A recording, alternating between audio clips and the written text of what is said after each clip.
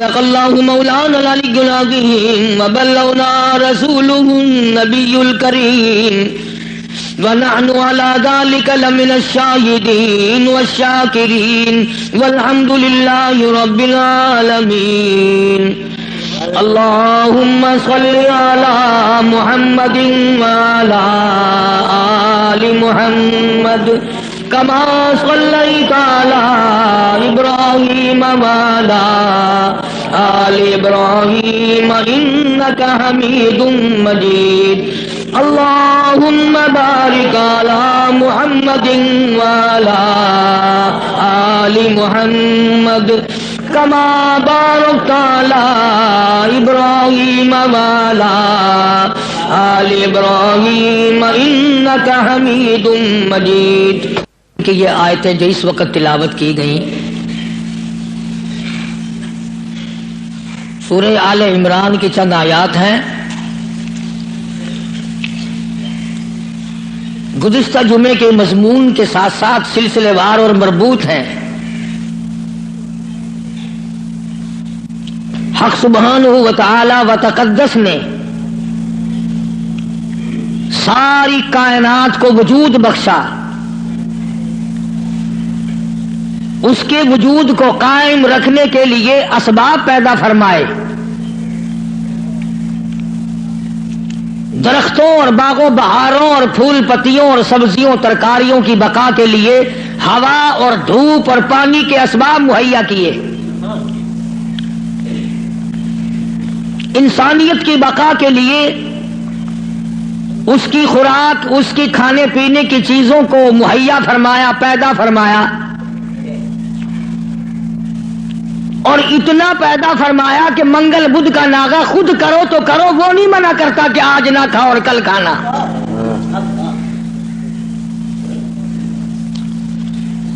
اسی لیے لوگوں نے منگل بدھ کے دن ختم دلوانا چھوڑ دیا. مولوی ختم پہ مسور کی دال پہ آئے گا کیسے؟ ساری کائنات اس نے پیدا کی، وہی اس کو پالتا ہے، وہی اس کو چلاتا ہے، اور جب کسی کا وقت آتا ہے وہی مارنے پہ قادر ہے. ایک سانس پہلے کوئی کسی کو نہیں مار سکتا. اور ساری دنیا کے نبی، ساری دنیا کے صحابہ، ساری دنیا کے امام، ساری دنیا کے قطب اور ابدال، فقیر اور درویش اور عالم مل کر کوشش کریں، کسی کا ایک سانس نہیں بڑھا سکتے.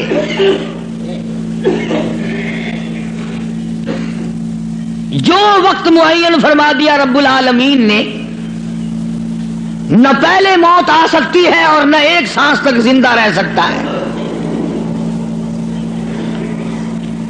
خداوند عالم نے جب موت و حیات والا مسئلہ اپنے اختیار میں رکھا، زندگی کا اور موت کا، مرنے جینے کا معاملہ اپنے قبضے قدرت میں رکھا ہے، تو نفع نقصان بھی اس کے سوا اور کوئی نہیں دے سکتا. نفع کا مالک بھی وہی ہے، نقصان کا مالک بھی وہی ہے. اب یہ تو ایک ہمارا فریب ہے، دجل ہے، ہیرا پھیری ہے، آگے بڑھ کر کہوں بے ایمانی ہے کہ اگر نقصان ہو جائے تو خدا کی طرف سے ہوا، منافع ہوا تو فلاں پیر نے کر دیا یا ہم نے کیا. گھاٹا پڑ جائے اللہ کی طرف سے، نقصان پڑ جائے اللہ کی طرف سے، نقصان پڑ جائے اللہ کی طرف سے، نفع کتنا ہی مل جائے کبھی شکر ادا نہیں کرے گا کہ رب العالمین کی بڑی کریمی ہوئی، بڑی مہربانی ہوئی، اس نے بڑی بندہ نوازی فرمائی کہ مجھے اور میرے بچوں کو اللہ پاک نے روزی حلال عطا فرمائی.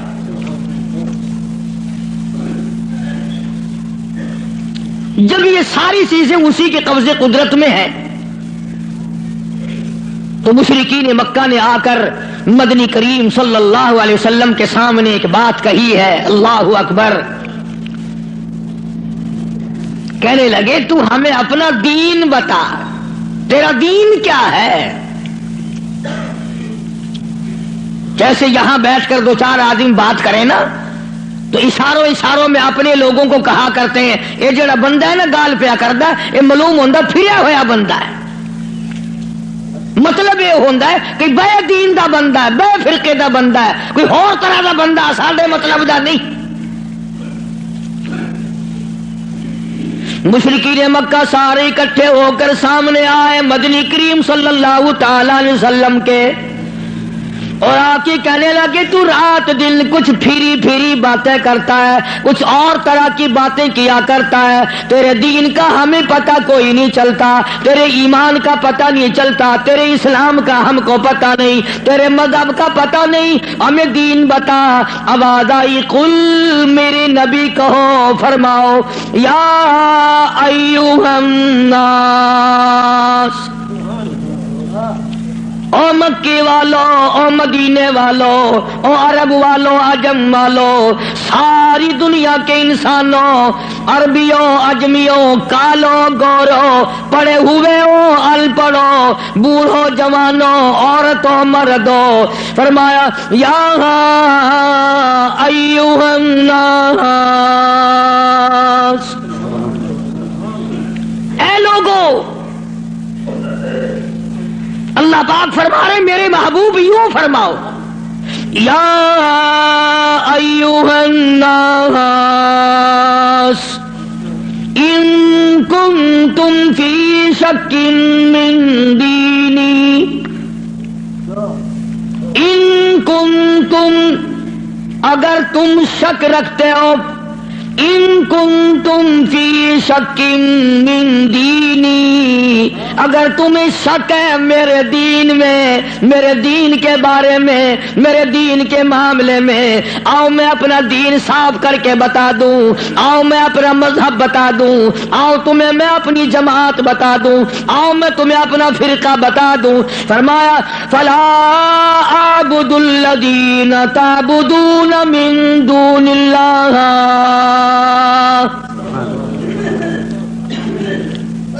یہ ہے میرا مذہب،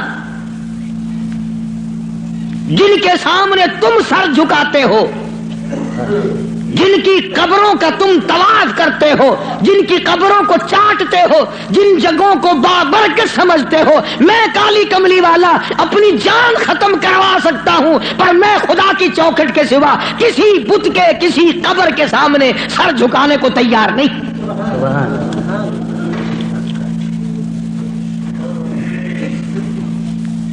سرکار مدینہ صلی اللہ علیہ وسلم نے ابراہیم علیہ السلام کی قبر کے سامنے سر نہیں جھکایا، تم ننگوں کی قبروں کے سامنے سر جھکاتے ہو۔ مدنی کریم صلی اللہ تعالی علیہ وسلم نے اسماعیل علیہ السلام کی قبر کے سامنے سر نہ جھکایا، یعقوب علیہ السلام کی قبر کے سامنے سر نہیں جھکایا، یوسف علیہ السلام کی قبر کے سامنے سر نہیں جھکایا، موسیٰ علیہ السلام کی قبر کے سامنے سر نہیں جھکایا، اور آپ صاف صاف فرما دیا فلا اعبد الذین تعبدون من دون اللہ، میں ہرگز ہرگز کسی اور کی عبادت کرنے کو تیار نہیں، میری ساتھ لڑو، میری ساتھ جھگڑا کرو، او مکے والوں میں تم سب کی مار کھانے کو تیار ہوں، اپنے دین کا سودا کرنے کو تیار نہیں۔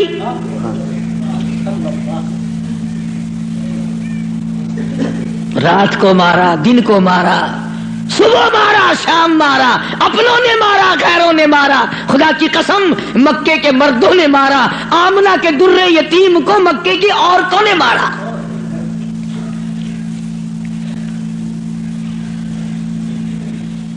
اور کس کی عبادت کرتے ہو؟ کس کی پوجا کرو گے؟ کون ہے عبادت کے لائق؟ فرمایا میں تو عبادت بھی، سجدہ بھی، رکوع بھی، نظر نیاز بھی ساری اس کے لیے کرتا ہوں، ولیکن اعبد اللہ الذی یتوفاکم، فرمایا میں اس کو خدا مانتا ہوں، میں اس کو رب مانتا ہوں، میں اس کو مشکل کشا مانتا ہوں، میں اس کو حاجت روا مانتا ہوں، میں اس کو نظر نیاز کا حقدار مانتا ہوں، جو میری اور تمہاری موت پہ قادر ہے۔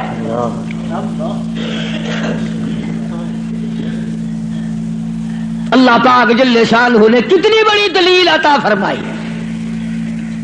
جو کسی کو مارتا ہو، زندہ کرتا ہو، پیدا کرتا ہو، وہ خدا ہے. جو مر جائے وہ خدا نہیں.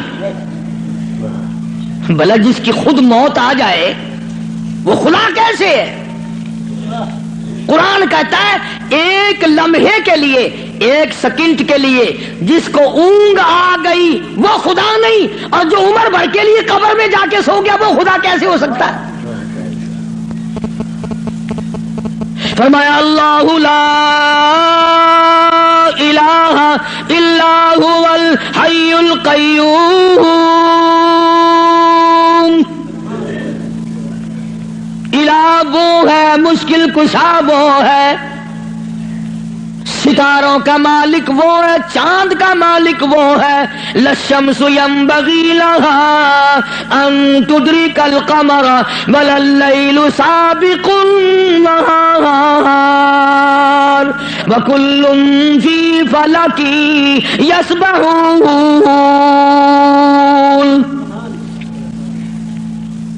فرمایا کتنی مدت گزر گئی، چاند سورج کو گردش کرتے، کبھی ٹکر ہوئی، کبھی ایکسیڈنٹ ہوا،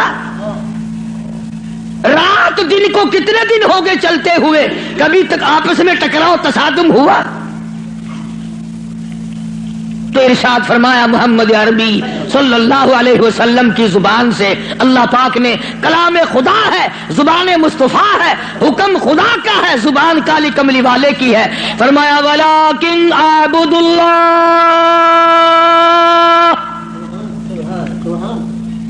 میں اس کو حاجت روا مانتا ہوں، میں اس کو مشکل کشا مانتا ہوں.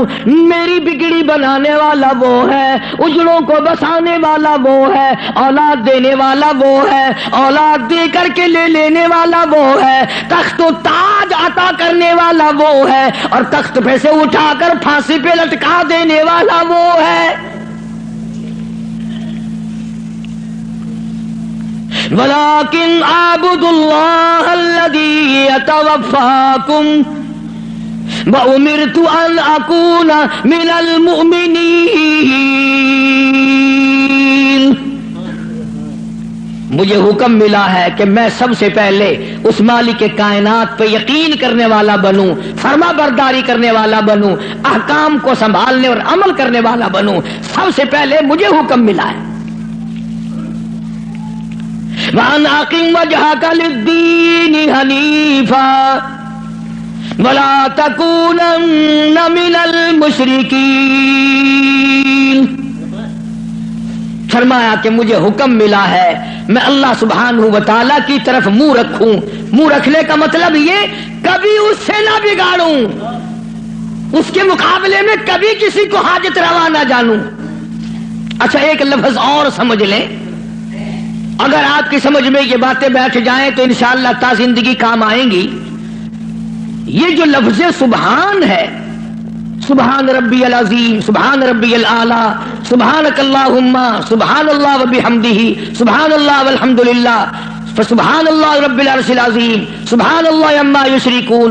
یہ جو قرآن میں، نماز میں، حدیثوں میں لفظ سبحان ہے، اس کے معنی، اس کا ترجمہ سب علماء اور تمام لوگ یہ کرتے ہیں پاک ہے اللہ. اس کا مطلب یہ معنی یہ کرتے ہیں پاک ہے اللہ. سبحانک اللہم، اے اللہ ہم تیری پاکی کا اقرار کرتے ہیں. جو میں آپ کو سمجھانا چاہتا ہوں وہ اب بھی نہیں سمجھے، وہ اب بھی نہیں سمجھے. پاک ہے ذات تیری. پتہ لوگوں نے کیا سمجھا؟ گندگی سے پاک ہوگا، چھینٹے پڑنے سے پاک ہوگا، استنجا کرنے سے پاک ہوگا، بیوی سے پاک ہوگا، ماں باپ سے پاک ہوگا، کھانے پینے سے پاک ہوگا، سونے سے پاک ہوگا، کسی کا محتاج نہیں ہوگا. یہ معنی نہیں ہے. سبحانک اللہم، اے اللہ ہم تیری پاکی کا اقرار کرتے ہیں، تو پاک ہے. کیسے پاک ہے؟ پلیتی سے پاک مراد نہیں، ناپاکی سے مراد پاک نہیں، بلکہ تو پاک ہے اس بات سے کہ تیری خدا خدائی میں کوئی ساجی بنے، تو اس بات سے پاک ہے، کوئی تیرا ساجی بن نہیں سکتا۔ اس لیے فرمایا سبحان اللہ عما یشرکون، تو شریکوں سے پاک ہے۔ بے ہم سب کے شریکے ہیں، بھائی ہیں، برادری ہیں، قربے ہیں، قبیلے ہیں، چچے تائے ہیں، ہم سب شریکوں والے ایک خدا کی ذات ہے جس کا کوئی شریکہ نہیں، شریک نہیں، ساجی نہیں، ہمسر نہیں، پیدا کرنے والا کوئی نہیں، اس سے کوئی پیدا نہیں ہوا، وہ اپنی خدائی میں یکتا ہے، قدیم ہے، ہمیشہ سے ہے، ہمیشہ رہے گا، ساری دنیا مٹ جائے گی، خدا جب بھی رہے گا۔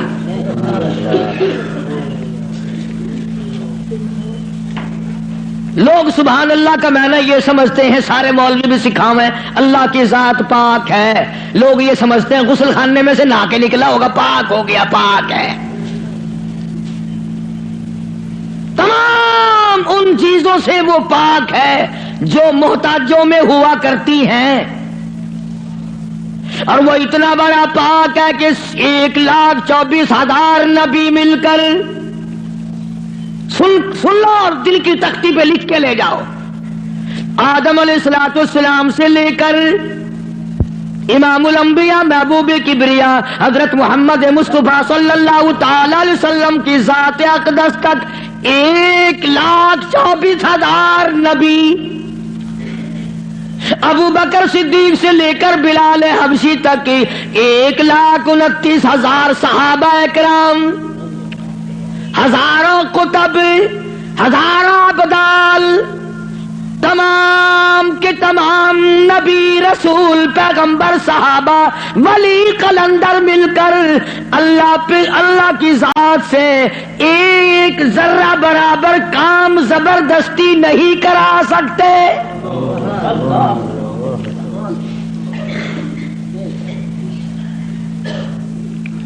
کوئی زبردستی نہیں کرا سکے گا۔ آیت الکرسی کی کیسٹ آپ نے سنی ہوگی، فرمایا من ذا الذی یشفع عنده الا باذنہ۔ من، یہ جو لفظ ہے عربی کا من، اس کے معنی پتہ کیا ہے؟ جیسا کہ اردو بولی میں اگر کوئی بات کہی جائے نا، ایک آدمی یکدم کہتا کون کہتا ہے، کون کہتا ہے، یوں ہے، ملتانی زبان کو چاہ دے نہیں، کیڑا بندہ آدھا ہے میرے سامنے ایک باری منہ کراؤں گا، لکھا صحیح نہ گھنچا، کیڑا آکھدا ہے۔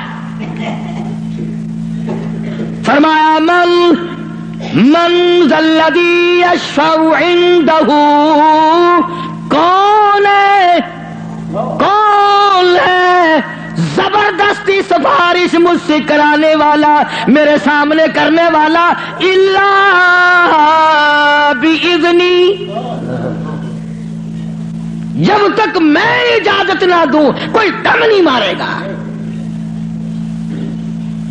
میری طرف سے اجازت جب تک نہ ہوگی، نہ اولاد ماں باپ کے حق میں سفارش کر سکے گی، نہ نیک آدمی اپنے ساتھیوں اور دوستوں کے بارے میں سفارش کر سکے گا، بلکہ فرمایا جب تک میری طرف سے اجازت نہ ہوگی، نبی بھی، خود مدنی کریم صلی اللہ علیہ وسلم بھی اس وقت تک سفارش نہیں کر سکتے جب تک اللہ پاک کی طرف سے اجازت نہ ملے۔ جو میں نے ترجمہ کیا، گھروں میں قرآن کریم رکھے ہیں، دیکھ لینا جا کر۔ من ذا الذی، کون ہے، کس کی مجال ہے، کس کی جرت ہے، کون میرے سامنے آ سکتا ہے، اور کیسے سامنے آئے؟ میدان محشر ہوگا، قرآن کریم ہے، اب آد آتی ہے یوم یجمع اللہ، یوم یجمع اللہ الرسل فیقول ماذا اجبتم۔ اللہ پاک سارے نبیوں کو، سارے رسولوں کو، سارے نبیوں کو، سارے پیغمبروں کو جمع کر کے فرمائیں گے کیا تم نے لوگوں کو کہا تھا؟ حالانکہ اللہ پاک جانتا ہے وہ عالم الغیب ہے، اسے پتہ ہے، مگر پھر بھی ضابطے کو پورا کرنے کے لیے پوچھتا ہے۔ ایک دو کی بات نہیں، یوم یجمع اللہ الرسل، سارے رسولوں سے اللہ پوچھے گا۔ فَيَقُولُ مَاذَا أُجِبْتُمْ، کیا تم نے کہا تھا خدا کے سوا ہماری پوجا کیا کرو، ہماری قبروں کو سجدے کیا کرو، ہماری قبروں کا طواف کیا کرو، ہماری قبروں پہ غلاف چڑھایا کرو، ہماری قبروں پہ دیوے بالا کرو، ہماری قبروں پہ پھول چڑھایا کرو۔ فَيَقُولُ مَاذَا أُجِبْتُمْ، کیا تم نے کہا تھا؟ قرآن کریم ہے، سارے کے سارے کانپ جائیں گے، لرز جائیں گے، ڈر جائیں گے، اور سارے نبی فرمائیں گے قالوا لا علم لنا، اے بے نیازی، او بادشاہ، او خالق، او مالک، تیری ذات جانتی ہے، لا علم لنا، ہمیں تو پتہ بھی نہیں یہ بدبخت کب سجدے کرنے آئے، کب پوجا کرنے آئے، کب چراغ جلانے آئے، ہمیں کون سی سردی لگتی تھی، یہ کب غلاف چڑھانے آئے، یہ کب پھول چڑھانے آئے۔ انک انت علام الغیوب،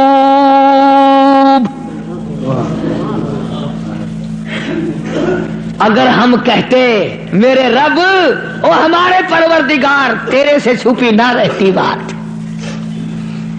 ہم نے نہیں کہا ان کو۔ اللہ سبحانہ و تعالی نے پھر آگے چل کر چند آیتوں کے بعد ایک ایسے پیغمبر کا تفصیلی ذکر فرمایا۔ سبحان اللہ، اللہ اکبر۔ پہلے تو سارے پیغمبروں کا حال بتا دیا، قیامت کے دن یہ بنے گا۔ پھر اگلی آیتوں میں ایک ایسے پیغمبر کا، ایک ایسے رسول کا ذکر خیر فرمایا جن کی ذات کو عیسیٰ علیہ السلام کہتے ہیں، جن کو اس وقت پوری دنیا میں آدھے سے زیادہ آبادی خدا مانتی ہے۔ اس پیغمبر کا صاف پھر اعلان کیا، فرمایا وَإِذْ قَالَ اللَّهُ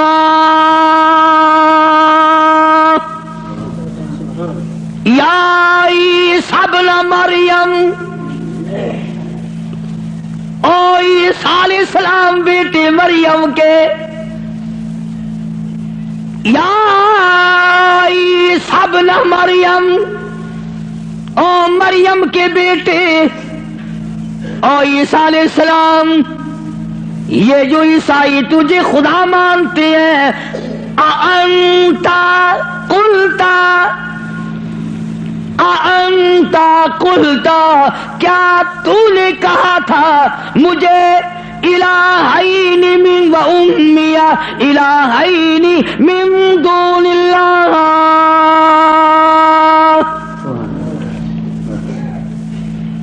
کیوں جناب اے عیسیٰ علیہ السلام، کیا تم نے کہا تھا لوگوں کو کہ مجھے اور میری والدہ کو خدا ماننا؟ اب ایک کڑوی بات کہہ دوں، عیسائی ایک عیسیٰ علیہ السلام کو خدا مانتے ہیں، ایک ابراہیم علیہ السلام کو خدا مانتے ہیں۔ عیسائی تین خدا کو مان جائیں تو اسلام سے نکل جائیں، کافر ہو جائیں، اور ہمارے لیے چھٹی ہے، ہم ہزاروں خداؤں کو مانتے رہیں۔ الگ الگ تقسیم بنا رکھی، فلانا مرض پاک مائی ٹھیک کرے گی، آخر مچھلی گھن کے وجہ ہے اتنے پاک مائی دی جا کے بنا ہے، انشاءاللہ خیر آوے سی، مچھلیاں دی جا بئی گولی کھڑن، ککڑاں دی جا بئی ہے، بکریاں دی جا بئی ہے، ساڈا نمبر آوے انشاءاللہ کٹے دا گوشت، ماں پیو دا ختم نوانا ہوئے نا، اندازہ لگا، تماشا دیکھ کیا بنا رکھا ہے، الگ الگ جگہ بنا رکھی ہے۔ اولاد وہاں سے ملے گی، بادشاہت وہاں سے ملے گی، دکان میں برکت وہاں سے پڑے گی، کیا بتاؤں عیسی ابن مریم، او عیسیٰ علیہ السلام بیٹے مریم کے انتا، خدا کی قسم اگر تم عربی سمجھتے نا، عربی تمہارے کلیجے پھٹ جاتے. خدا نے یہ جو لفظ استعمال کیے نا یہاں انتا، بڑے جھڑکی والے لفظ ہیں. او کیا تو نے من دون اللہ، میرے سوا. اللہ اکبر. اللہ پاک کے غضب کو، اللہ کے قہر کو، اللہ کے جلال کو انبیاء سے زیادہ کون سمجھ سکتا ہے؟ پیغمبروں سے زیادہ اس کے قہر کو کون جانے؟ عیسیٰ علیہ السلام تھرا جائیں گے، گھبرا جائیں گے. قرآن اب جواب کیا ہونا چاہیے تھا؟ کو اللہ کے سوا خدا بنا لینا. تو جواب یہ ہونا چاہیے تھا نہیں جی، نہ صحیح، نہیں صاحب میں نے ایسا نہیں کیا. اللہ اللہ. اب آتی ہے عیسیٰ علیہ السلام روئے، گھبرائے، بول اٹھے، فرمانے لگے قال سبحانک.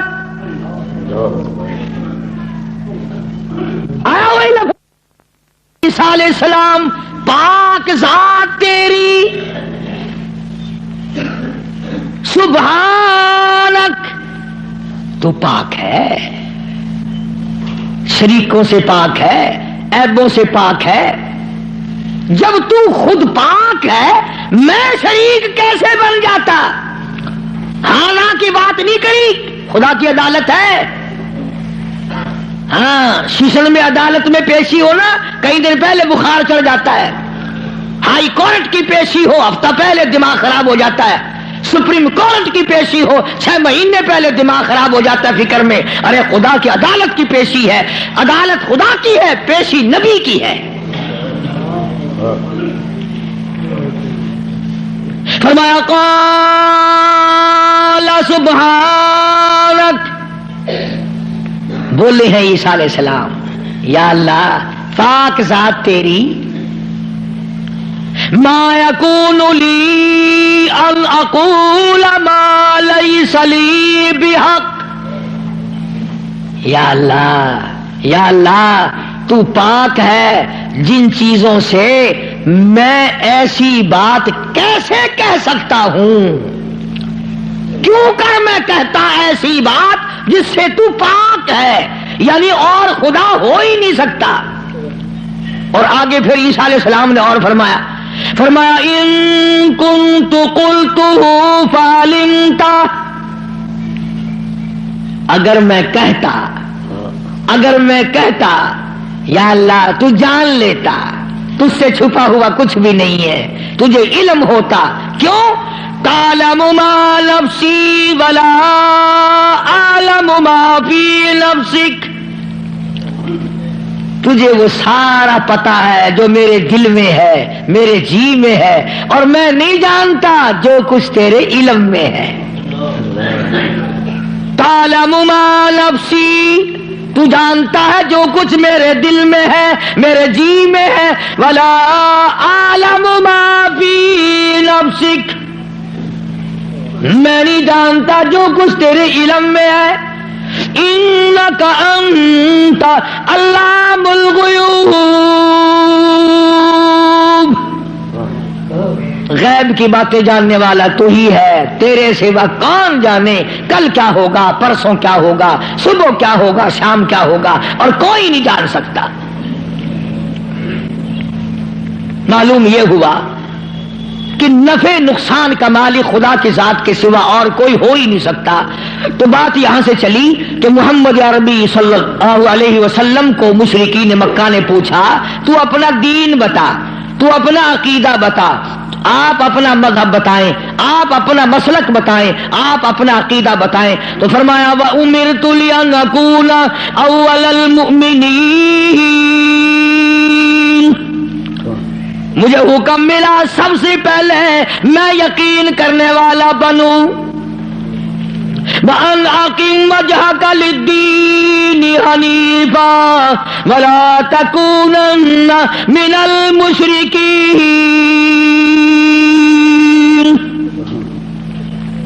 میں اس خدا کی طرف منہ کیے بیٹھا ہوں میرا اسی کی طرف دھیان ہے، اسی کی طرف توجہ ہے. اور لوگوں مجھے مارو یا چھوڑو، صلح کرو یا لڑائی کرو، میرے غلاموں کو مارو یا چھوڑو، میں اپنے اس پیٹ پہ ایک ایک وقت میں 2 پتھر تو باندھ سکتا ہوں، پر اپنے خدا کے ساتھ میں کسی کو شریک نہیں کرنے کا.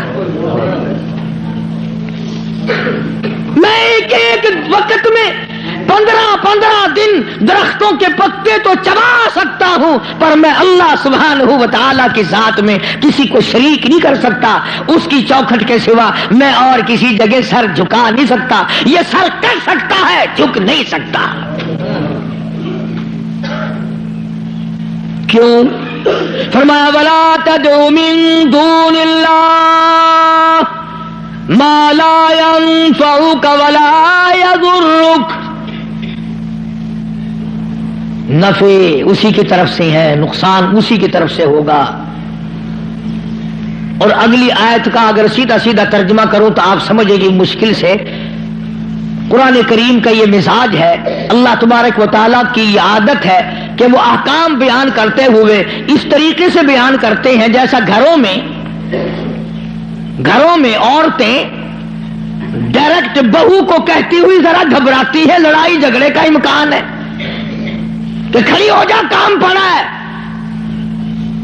اصل مقصد ہے بہو کو کہنا، لیکن ماں کرے گی کیا؟ یہ چھوکری کھڑی ہو جا، دیر ہوگی، شرم نہیں آتی، اب تک پڑی ہے. جانے گی نا کہ یہ میری لڑکی ہے، برا نہیں ماننے کی. اصل میں کہنا بہو کو ہے، سنانا لڑکی کو ہے، اس لیے حکم دینا امت کو ہے اور کروانا کالی کملی والے کی زبان سے ہے. لوگ قرآن کا مزاج نہیں سمجھ سکتے. ڈائریکٹ عورت کبھی نہیں کہتی روٹی پکا لے، بہو کھڑی ہو کر روٹی برتن مانج لے، کپڑے دھو لے. بلکہ اگر صرف چھوٹی سی بچی بھی ہوگی اسی کا نام لے گی، یہ تو جھاڑو دے لے، بوکر لگا لے، برتن پڑے ہیں انہیں صاف کر لے. حالانکہ کہنا بہو کو، نو کو کہنا مقصد ہے، لیکن ماں لڑکی کا نام لیتی ہے. اللہ سبحانہ و تعالیٰ نے فرمایا میرے محبوب اگر آپ نے نفع نقصان کا مالک کسی اور کو سمجھا، اللہ اکبر. پھر قرآن کریم کا مزاج دیکھو، فرمایا فَإِن فَعَلْتَ اس وقت ہو جاؤ گے تم، فَإِن فَعَلْتَ فَإِنَّكَ إِذًا مِنَ الظَّالِمِينَ. اگر کسی کو نفع نقصان کا مالک سمجھا، ظالمین میں سے بن جاؤ گے، راہ ہدایت تمہارے سامنے سے اٹھ جائے گا. اس لیے میں نے یہ عرض کیا، بڑی 11ویں، چھوٹی 11ویں، درمیانی 11ویں، پتہ نہیں کیا کیا بنا رکھا ہے. اصل قصور ہمارا مولویوں کا نہیں ہے جو بدعت نکالتے ہیں، قصور تمہارا ہے. اگر خوشی خوشی میں صبح صبح مولویوں کے متھے 2-2 4-4 روپے مار آؤ تو ایمان سے نہ یہ تمہیں 11ویں بتائیں نہ یہ 18ویں بتائیں.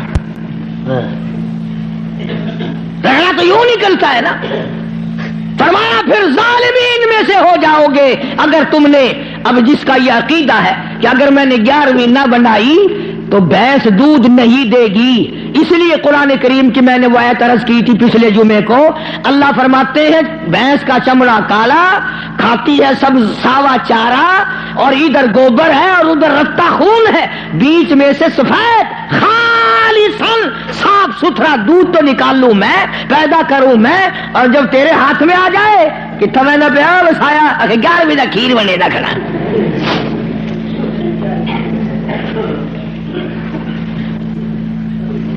فرمایا یہ میں نے پیدا کیا ایک ایک قطرہ دودھ کا، ایک ایک قطرہ خالصاً. لوگوں نے یہ سمجھا پانی ملا ہوا نہیں ہوگا. یہ جو لفظ خالص ہے قرآن کریم میں، اس سے لوگوں نے یہ سمجھا ہوگا کہ خالص ہوگا بغیر پانی کا. نہیں، یہ بات نہیں، بلکہ اللہ پاک فرماتے ہیں پانی سے بھی پاک ہے. خالصاً میرے نام کے سوا اس دودھ کا ایک قطرہ پیدا کرنے والا کوئی نہیں.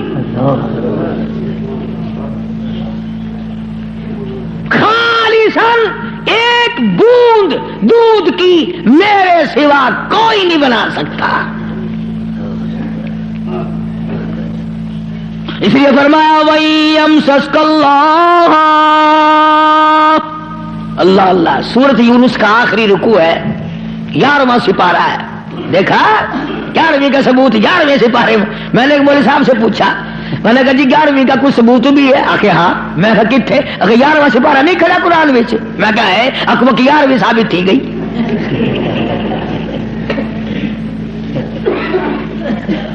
11واں سپارہ آخر نہیں بکھا ہے، آخر وہ تھی گئی.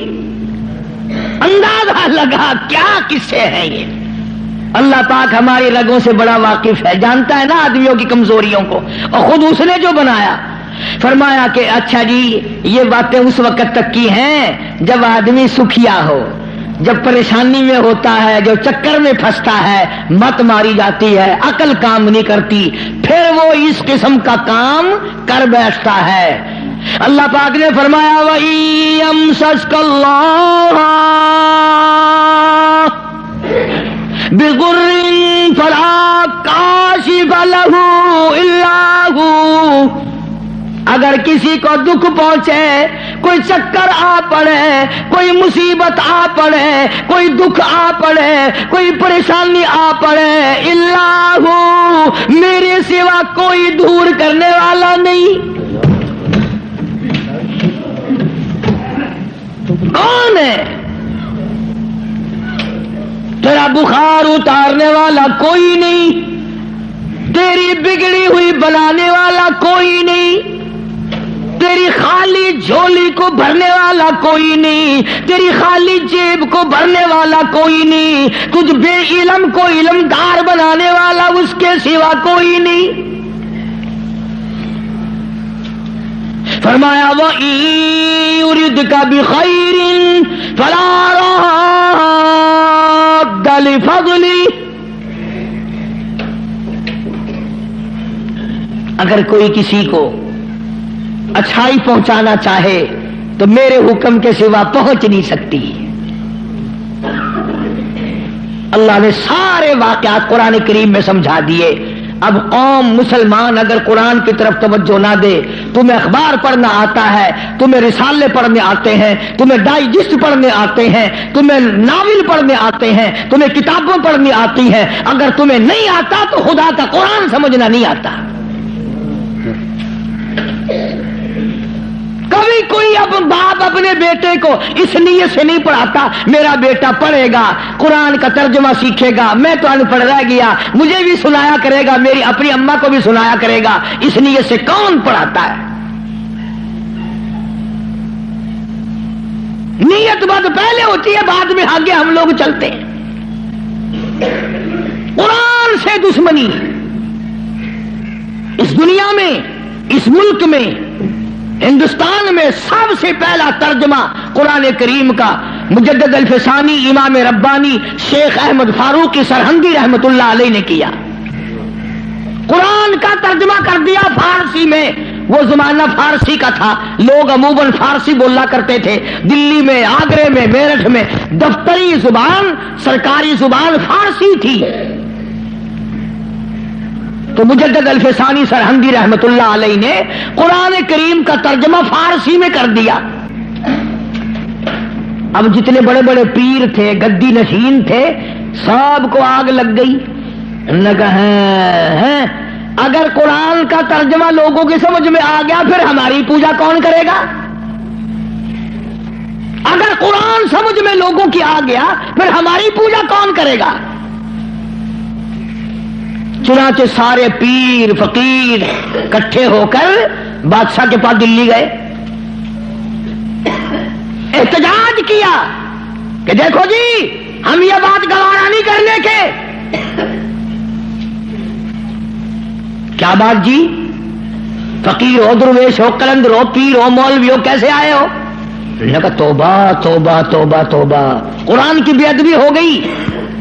نے کہا کیا ہوا؟ نے کہا دیکھو وہ ترجمہ لکھا ہوا تھا نا یہ برابر میں. انہوں نے کہا دیکھو جی قرآن میں است پست لکھ دیا، وہ فارسی زبان لکھی نا حضرت نے ترجمے میں. توبہ توبہ، قرآن کی بے ادبی، ملاوٹ کر دی قرآن میں. اور اندر کا چور بتایا نہیں کہ ہمیں ڈر یہ ہے کہ اگر قوم قرآن سیکھ گئی تو پھر اتنے کون آئے گا.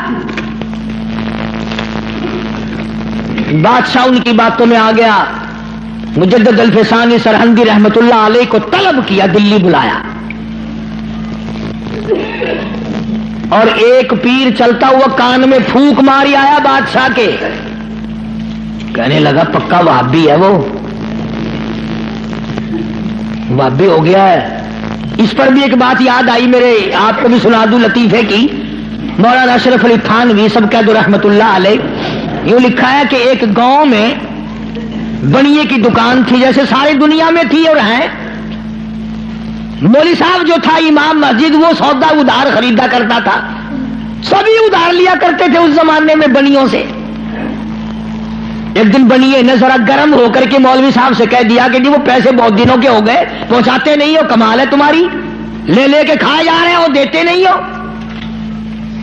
مولوی صاحب ناراض ہو گیا. جمعہ جو آیا اس میں اعلان کر دیا, آج کے بعد اس بنیے کی دکان سے کوئی سودا نہ خریدے. میں نے تحقیق کی ہے, یہ بنیا وہابی ہو گیا ہے. اب لوگوں نے تو مولوی کا کہنا ماننا ہی تھا, سارے چھوڑ گئے. بنیا صبح بیٹھے, شام کو تھپڑ میں سے یوں ہی خالی اٹھ جائے. بڑا حیران ہے کیا ہوا, یہ تو ہوتا تھا کبھی زیادہ بک گیا کبھی تھوڑا, یہ جندرا کیسے لگ گیا, کوئی نہیں آتا, بالکل بند.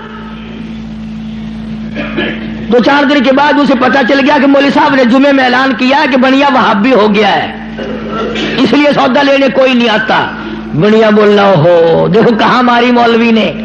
اس نے سوچا چلو مولوی والے پیسے رہ جائیں گے, آئندہ کاروبار تو کرنا ہے. گیا اور جا کر کے ہاتھ جوڑ کے کہنے لگا مولانا وہ پچھلے بھی معاف کر دیے, اور اگلا جو بھی لیا کرو میں پیسے نہیں مانگنے کا. بس اگلے جمعے کو مولوی صاحب نے اعلان کر دیا فلانے بنیے سے سودا خریدا کرو. اس نے وہابی پڑے سے توبہ کر لی. مجدد الفسانی سرہندی رحمت اللہ علیہ سرتاج الاولیاء,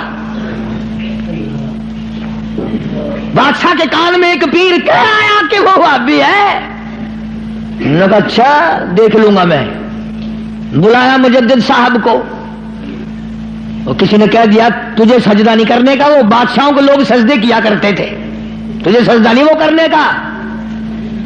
تو اس نے کیا کیا, بادشاہ نے اپنے دربار میں ایک موری بنوائی, ایک دری بنوائی, جس میں سے آدمی جھک کے گزرے تو گزرے ورنہ گزر ہی نہیں سکتا تھا. انہوں نے کہا چلو مولوی ہے وہ اکڑا ہوا, سجدہ تو کرے گا نہیں, باقی میری عزت تو ہوگی, اس میں سے تو جھکے گا نا, دری میں سے تو, اس دروازے میں سے تو جھک کے آئے گا, کم سے کم لوگ دیکھ تو لیں گے. بادشاہ کے سامنے مولوی بھی, شیخ احمد فاروقی, مجدد صاحب بھی جھک رہے ہیں. لیکن ان اللہ والوں کی عقل کو بادشاہ کہاں پہنچ سکتے ہیں. سبحان اللہ, اللہ والے ہوتے ہیں.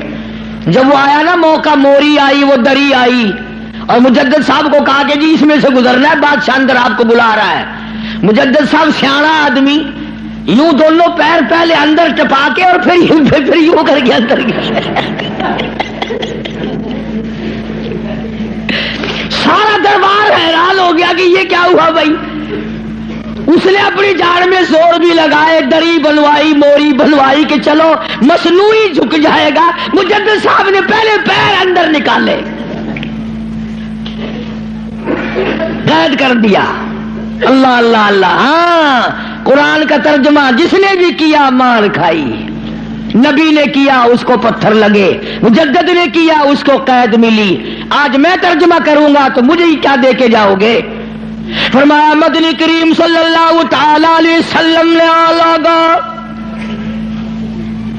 اس بات کو پلے باندھ لو, ساری دنیا کی عبادات اور ساری دینی عبادات کا مدار ہے اللہ کی توحید پہ. مجدد صاحب کو جیل میں ڈال دیا قرآن کا ترجمہ کرنے کے جرم میں. تو آج ہی کون معاف کرتا ہے قرآن کریم کا جو ترجمہ سنائے گا, جو مصطفیٰ کریم صلی اللہ علیہ وسلم کے ارشاد کو صحیح صحیح سنائے گا, کون سامنے پیش کرے. ایک بات تو یاد کرنے کے قابل ہے, اللہ اکبر نبی کا آخری وقت ہے. صلی اللہ علیہ وسلم، ایمانداری سے بتاؤ، قبلے کی طرف منہ کیے ہوئے سارے باوضو بیٹھے ہو، مرد عورت وضو کے ساتھ بیٹھے ہو، آخری وقت ہو، بالکل آخری وقت ہو، یقین ہو جائے دل کو کسی طرح سے بھی کہ میرا آخری وقت ہے، پھر آدمی ہر وہ چیز مانگتا ہے جو اچھے سے اچھی لگے آخرت کے اعتبار سے، توبہ کرنے کی کوشش کرتا ہے، استغفار کرتا ہے، یعنی جو کام اس کی نظروں میں سب سے اچھا ہو وہ کرنے کی کوشش کرتا ہے آخر میں۔ مدنی کریم صلی اللہ تعالی علیہ وسلم کا آخری وقت ہے، اللہ پاک کی حضور میں جھولی پھیلا دی، مانگنے والا مصطفیٰ کریم صلی اللہ علیہ وسلم ہے، دینے والا خدا ہے۔ آخری وقت میں کیا مانگا؟ اولاد نہ مانگی، کھانا نہ مانگا، کپڑا نہ مانگا، اولاد کے لیے کچھ نہ مانگا، گھر والیوں کے لیے کچھ نہ مانگا، بیٹیوں کے لیے کچھ نہ مانگا، فاطمہ الزہرا کے لیے کچھ نہ مانگا، سیدنا حسن کے لیے کچھ نہ مانگا، سیدنا حسین کے لیے کچھ نہ مانگا، تمام گھر والوں کے لیے کچھ نہ مانگا، اور فرمایا اللہم او میرے رب لا تجعل قبری، او میرے معبود میری قبر کو سجدہ گانا بنانا۔